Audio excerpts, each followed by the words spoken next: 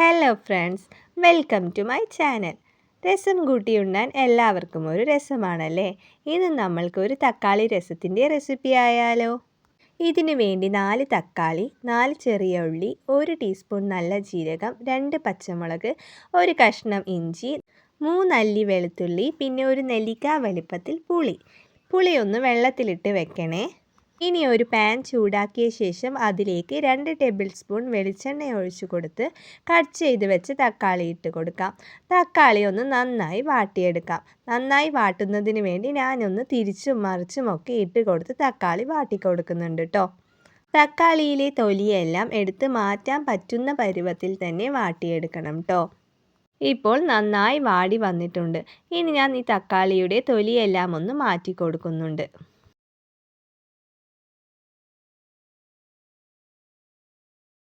തൊലിയെല്ലാം കളഞ്ഞ ശേഷം നമ്മൾക്ക് ഇതൊന്ന് മാറ്റി വയ്ക്കാം.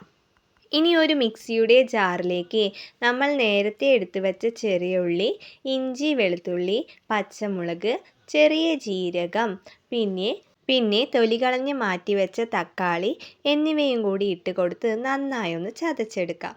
ഇപ്പോൾ എല്ലാം കൂടെ നന്നായി ഒന്ന് ചതച്ചെടുത്തിട്ടുണ്ട് കേട്ടോ. ഇനി ഇത് മാറ്റി വയ്ക്കാം.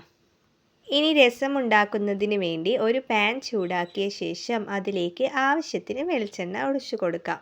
ഇതിലേക്ക് 1 ടീസ്പൂൺ കടുക് ഇട്ട് കൊടുത്ത് പൊട്ടുന്നത് വരെ വെയിറ്റ് ചെയ്യാം. കടുകെല്ലാം പൊട്ടിയ ശേഷം നേരത്തെ അരച്ചു വെച്ച അരപ്പ് ഇതിലേക്ക് ഇട്ട് കൊടുക്കാം. ഇതൊന്ന് നന്നായി ഇളക്കിയെടുക്കണം. നന്നായി ഇളക്കിയ ശേഷം ഇതിലേക്ക് 1 ടീസ്പൂൺ മഞ്ഞൾപ്പൊടി, ആവശ്യത്തിന് ഉപ്പ് എന്നിവ ഇട്ട് കൊടുത്ത് ഇതിൻ്റെ എല്ലാം പച്ചമണം ഒന്ന് മാറുന്നത് വരെ നന്നായി ഒന്ന് ഇളക്കി കൊടുക്കണം. ഇനി ഇതിലേക്ക് കുറച്ച് വെള്ളം കൂടി മിക്സ് ചെയ്ത് ഒന്ന് നന്നായി ഇളക്കി കൊടുക്കാം. ഇനി ഇതിലേക്ക് നേരത്തെ വെള്ളത്തിലിട്ട പുളിയും കൂടെ ഒന്ന് പിഴിഞ്ഞ് ഒഴിച്ചു കൊടുക്കാം. പിന്നീട് 1 ഗ്ലാസ് കൂടെ വെള്ളം ഒഴിച്ച് നന്നായി തിളയ്ക്കുന്നത് വരെ വെയിറ്റ് ചെയ്യാം. നന്നായി തിളച്ച ശേഷം ഫ്ലെയിം ഓഫ് ചെയ്ത് മാറ്റി വയ്ക്കാം.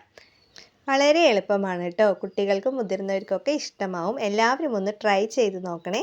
എൻ്റെ വീഡിയോസ് ഇഷ്ടപ്പെട്ടാൽ ലൈക്ക് ആൻഡ് സബ്സ്ക്രൈബ് ചെയ്ത് സപ്പോർട്ട് ചെയ്യണേ.